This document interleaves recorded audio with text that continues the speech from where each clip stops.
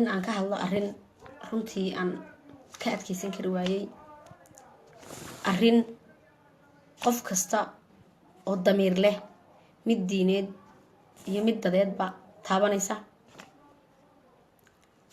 Soomaalidu waxay tiraahdaa geelow soco soco oo maalintaad ciin daaqdo ayaa lagu yaabaa. ummad kasta oo meel adduunka ka degan waxay leedahay xayndaab,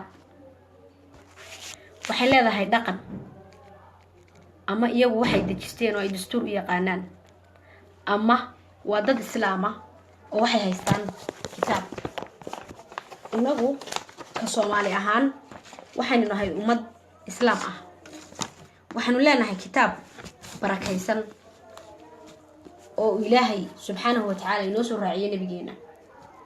kitaabkaasi wax kasta oo qofka muslimka ahi uu ku talaabsanayo ayaa inoogu qoran.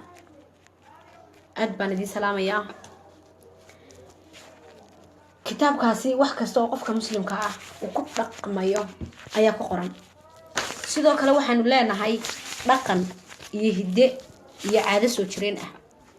haddaba caawa arrinta aan rabo inaan ka hadlo oo igu kaliftay inaan soo galo meeshan tooska la iga arkayo waji buugga, waxa weeyaan runtii arrin damiirkaygu uu diiday, qof kastana waan hubaa inuu diiday.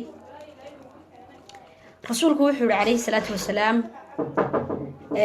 dhammaan ummadda islaamku waxay gelayaan jannada ilaa man aba, qofka iska diida mooyaane.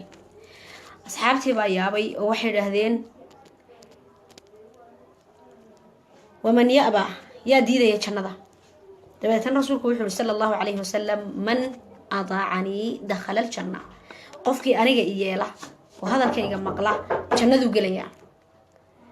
waman casaanii faqad aba, qofka i caasiyaana waa uu diiday inuu jannada galo.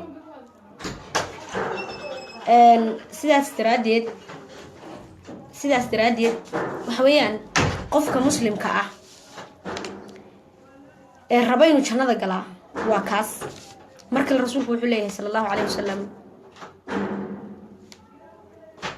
iimaanku, xishoodku waa qayb ka mid a iimaanka. alxayaau min aliimaan. aad baan kaaga qaaday mubaarak daacad. xishoodku waa qayb ka mid a iimaanka. markale rasuulku wuxuu leeyahay salawaatullaahi rabbi wasalaamu calayh ayama imra'atin nasacat siyaabaha fii qayri beytiha kharaqa allahu caza wajal. waljazaau min jinsi alcamal. gabadh kasta oo gurigeeda meelaan ahayn maryaha ku siibta dee runtii warkeedu ma saxnaa. markale rasuulku wuxuu leeyahay sala allahu calayhi wasalam xadiis uu soo warinayo anas, isaga iyo aabihii ba ilahay raalliha ka noqdee, ayaa rasuulku wuxuu leeyahay ilaahay wuu nacdalay oo wuxuu yidhi nacdale ha ku dhacdo ragga dumarka isku ekeysiiya, sidoo kale dumarka ragga isku ekeysiiyana ilaahay wuu nacdalay. waayahay intaasi haddii ay diinta tahay, bal waxaynu isla eegaynaa caawa afkii aynu dooga ku cunay baynu maanta caws ku daaqaynaa. waxaa yandaraa soomaalida meel kasta oo ay degto shalayt hore waxaa laga cabanaya abaaro ba-an, waxaa ilaahay la baryayay inuu ilaahay roob keeno. isla goobihii ilaahay lagu baryayey maxaa ka socda? bal arka. waxaas aan arkayno waa hablaheenii, cawradoodii iyo jirkoodiiba way bannaan yihiin. diinta islaamka shaqo kuma laha, dhaqanka soomaalidana shaqo kuma laha. waa lagu faraxsan yahay oo waa loo sacabtumayaa. halkaasaa hablihii sharafta iyo qiimaha iyo qaayaha lahaa lagu qaawiyey. waa idinkaasoo waynu aragnaa cawradoodii iyo jirkoodii wax qarsoon male. markay haddaba xaaladdu halkaa marayso, qaawanida iyo qaabdanidu ma wax lagu yaqaanay soomaalida? raggii abwaaniintii markay hablaha soomaalida sifaynayeen maxay yidhaahdeen? maxaynu se iminka arkaynaa? hadraawi muxuu yidhi?